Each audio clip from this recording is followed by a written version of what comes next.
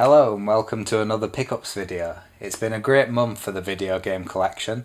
Not only have I found a few irresistible bargains on eBay and in charity shops, I also went to Collectorabilia earlier this month, and the channel also had a pretty big donation of a collection of PC games. All that's coming up, so stay tuned.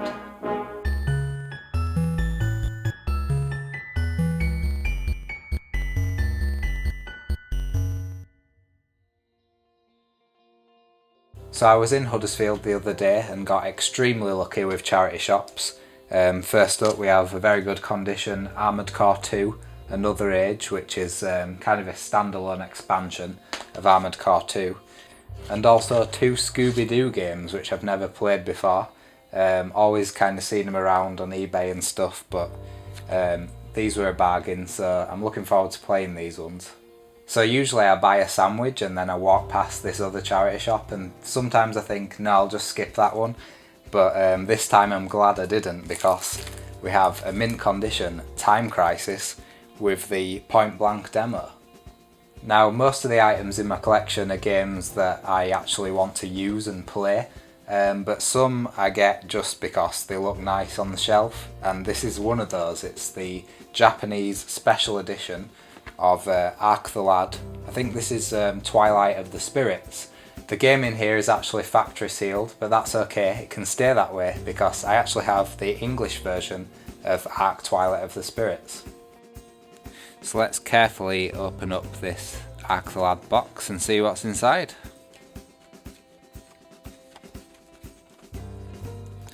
First we have the sealed game, of course. We have a little statuette of one of the characters.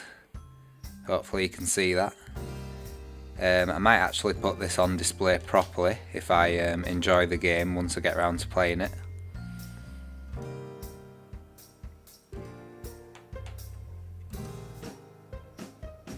And there's also this keyring which is interchangeable with a few different characters from the game.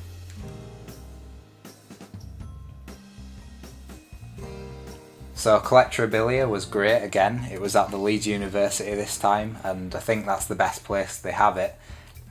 What did I get? Well, I got Martian Gothic on the PS1 and a Japanese version of Parappa the Rapper. This version is pretty special because it has a poster inside. I also got Dragon Quest III for the Famicom, which of course has a beautiful cover.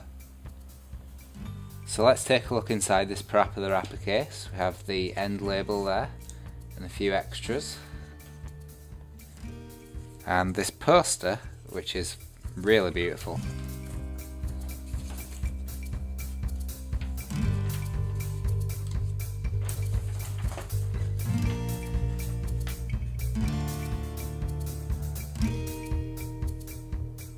And on the other side I think this is kind of just some general tips and some descriptions of characters and stuff like that. Another great eBay find now, although I am still mainly interested in collecting the official PlayStation magazine. I did find 100 issues of Computer and Video Games magazine for very cheap, and I just couldn't really pass it up, so I'm looking forward to seeing if these are any good. Next is an incredibly generous donation from my good friend Sam. He had a bunch of PC games up in his attic that he said he wouldn't play anymore, so he gave them to me very kindly. So let's go through what Sam donated. First off we have 3 games which I'm not sure if I'll enjoy, but I'll definitely give a go at some point. We have Championship Manager. This is a series that's still going today. There seems to be a new one out pretty much every year. I'm not sure whether there's a best one of the bunch, so if you do know which one's the best, let me know. Age of Mythology, so I'm a massive Age of Empires fan. Not played this one though, so looking forward to it. I think we really could do with an Age of Empires 4, I think it's about time now for it. As well as a Warcraft 4 of course. Now we have a real-time strategy in the Star Wars universe, Star Wars Empire at War, which is by Petroglyph, same people who did Grey Goo. They also did 8-Bit Armies, which we've done a review of on this channel. Next is a game that I really need to do a video on. It's Halo Combat Evolved. I first played this on the PC about 6-7 years ago after hearing that it was one of the best games ever. And let me just say, it's not. But I'm very glad this is in the collection now, because it means I can play through it again. Knights of the Old Republic 2, I've just realised that this is actually by Obsidian rather than BioWare, which is interesting. It's been a while since I played this, so I can't really remember which one's my favourite, the first or the second, but they're both really good games. Lionheart, Legacy of the Crusader. This looks like a Diablo style game.